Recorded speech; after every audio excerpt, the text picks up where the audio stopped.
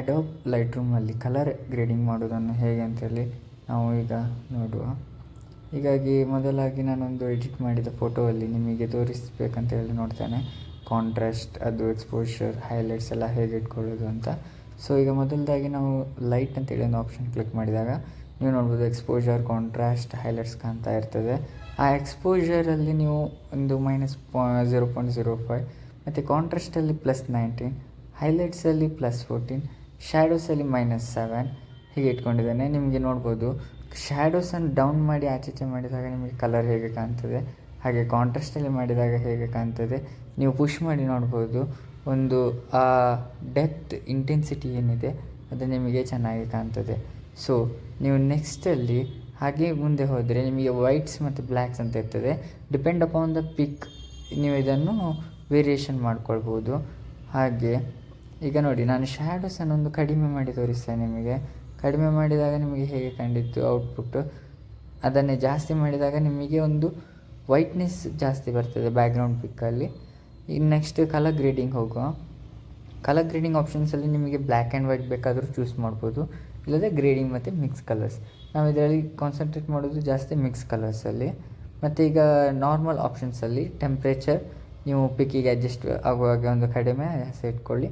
Tint ನಿಮಗೆ ಬೇಕಾದ colour, ವಿಂಟೇಜ ಯಾವುದ್ರಲ್ಲಿ ಬೇಕು ಸೆಲೆಕ್ಟ್ ಮಾಡಿಕೊಂಡು ಅದನ್ನು ಮಾಡ್ಕೊಳ್ಳಿ. ನನಗೆ ಈಗ ನಾರ್ಮಲ್ ಬೇಕು, ಹಾಗಾಗಿ ನಾನು ನಾರ್ಮಲ್ ಇಟ್ಕೊಂಡಿದ್ದೇನೆ ಈಗ.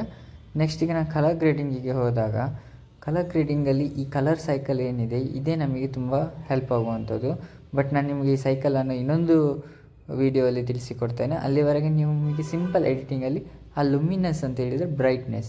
ಸೊ ನೀವು ಕಲರ್ ಬ್ರೈಟ್ನೆಸ್ಸನ್ನು ಕಡಿಮೆ ಮಾಡಿ ಅಥವಾ ಜಾಸ್ತಿ ಮಾಡಿ ನಿಮಗೆ ಆ ಬ್ರೈಟ್ನೆಸ್ಸಲ್ಲಿ ಕಲರ್ ಗ್ರೇಡಿಂಗ್ ಮಿನಿಮಮ್ ಆಗಿ ಬಂದೇ ಬರ್ತದೆ. ಸೊ ಹಾಗೆ ನಾನು ಈ 3 ಕಲರ್ಸಲ್ಲಿ ಕೂಡ ನಿಮಗೆ ಒಂದು ಲೈಟ್ ಡಾರ್ಕ್ ಅಂತೇಳಿ ಚೂಸ್ ಮಾಡಿದ್ದೇನೆ.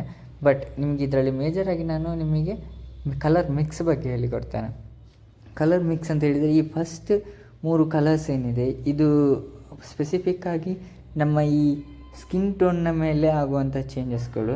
ಸೊ ಇದರಲ್ಲಿ ನೀವು ಈ ಹ್ಯೂ ಮತ್ತು ಸ್ಯಾಚುರೇಷನನ್ನು ಎಷ್ಟು ಕಡಿಮೆ ಮುಟ್ತೀರೋ ಅಷ್ಟು ಒಳ್ಳೆಯದು.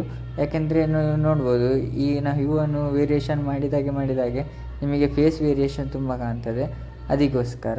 ಸೊ ನೀವು ನೆಕ್ಸ್ಟಿಗೆ ಬೇಕಾದರೆ ಅದನ್ನು ನಿಮಗೆ ಬೇಕಾದಾಗೆ ಯೂಸ್ ಮಾಡ್ಕೊಳ್ಬೋದು, depend upon the scenery photos like that. ಮತ್ತು ನೀವು ಇದರಲ್ಲಿ ನೋಡ್ಬೋದು ಈ ಸ್ಯಾಚುರೇಷನ್ ಕೆಳಗಡೆ ಇನ್ನೊಂದು ಆಪ್ಷನ್ ಇದೆ ಲುಮಿನಸ್ ಅಂತ. ಸೊ ಇಲ್ಲಿವರೆಗೆ ಲುಮಿನಸನ್ನು ಯೂಸ್ ಮಾಡಿ. ಇದರಲ್ಲಿ ಸ್ವಲ್ಪ ಬ್ಯಾಕ್ಗ್ರೌಂಡಲ್ಲಿ ಗ್ರೀನ್ ಇರುವ ಕಾರಣ ನಾನು ಹ್ಯೂವನ್ನು ಟಚ್ ಮಾಡ್ತಾ ಇದ್ದೇನೆ.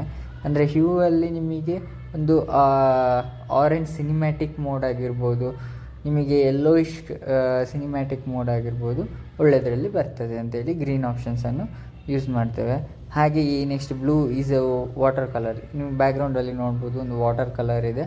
ಆ ವಾಟರ್ ಕಲರನ್ನು ನೀವು ಇದು ಮಾಡಬೇಕಂತ ಹೇಳಿದರೆ ನೀವು ಇಲ್ಲಿಂದ ಚೇಂಜಸ್ ಮಾಡ್ಕೊಳ್ಬೋದು. ಹಾಗೆ ಪರ್ಪಲ್, ಹಾಗೆ ಕಲರ್ಗಳು ನಿಮಗೆ ಇಲ್ಲಿ ಯಾವುದೆಲ್ಲ ಕಲರ್ಸ್ ಕಾಣ್ತಾ ಇರ್ತದೆ ಅದನ್ನಲ್ಲಿ ಮಿಕ್ಸಲ್ಲಿ ಚೇಂಜ್ ಮಾಡ್ಕೊಳ್ಬೋದು.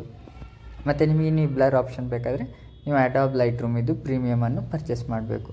ನೆಕ್ಸ್ಟ್ ಈಗ ಎಫೆಕ್ಟ್ಸಿಗೆ ಹೋಗುವಾಗ, ಎಫೆಕ್ಟ್ಸಲ್ಲಿ ನಿಮಗೆ ಟೆಕ್ಸ್ಚರ್, ಕ್ಲಾರಿಟಿ, ಡಿಹೇಸ್ ಅಂತ ಆಪ್ಷನ್ ಇದೆ.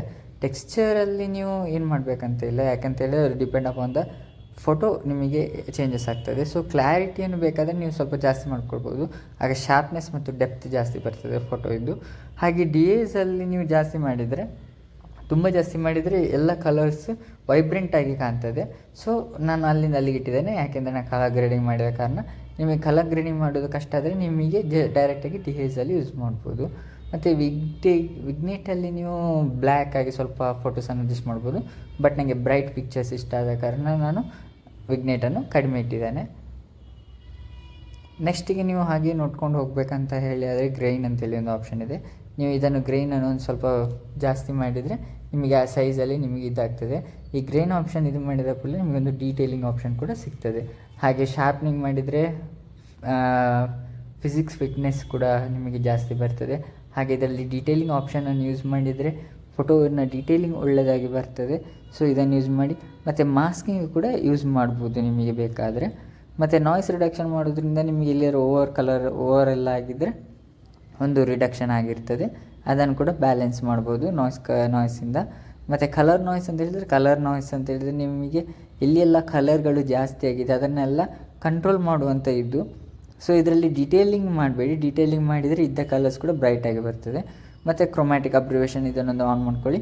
ಎನೇಬಲ್ ಲೆನ್ಸ್ ಕರೆಕ್ಷನ್, ಇದೊಂದು ನಿಮಗೆ ಒಳ್ಳೆ ಫೀಚರ್ ಅಡೋಬ್ ಲೈಟ್ ರೂಮಲ್ಲಿ ಓಲ್ಡ್ ವರ್ಷನಲ್ಲಿ ಕಾಣಲಿಕ್ಕೆ ಸಿಕ್ಕುವಂಥದ್ದು.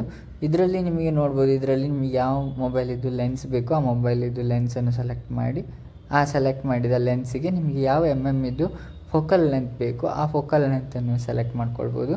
ಆ ಸೆಲೆಕ್ಟ್ ಮಾಡಿದ ಲೆನ್ಸ್ ನಿಮಗೆ ಒಳ್ಳೆ ಫಿಟ್ ಆದರೆ ಆ ಫೋಟೋ ನಿಮಗೆ ಆ್ಯಪಲ್ ಆ ಅಲ್ಲೇ ತೆಗೆದಾಗೆ ಪಿಕ್ ಬರ್ತದೆ. ನೀವು ನೋಡ್ಬೋದು, ಇದು before pick.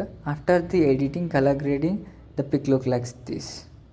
How is it? ಹೇಗಿದೆ ಅಂತೇಳಿ ಕಮೆಂಟ್ ಬಾಕ್ಸಲ್ಲಿ ತಿಳಿಸಿಕೊಡಿ. Thank you one and all.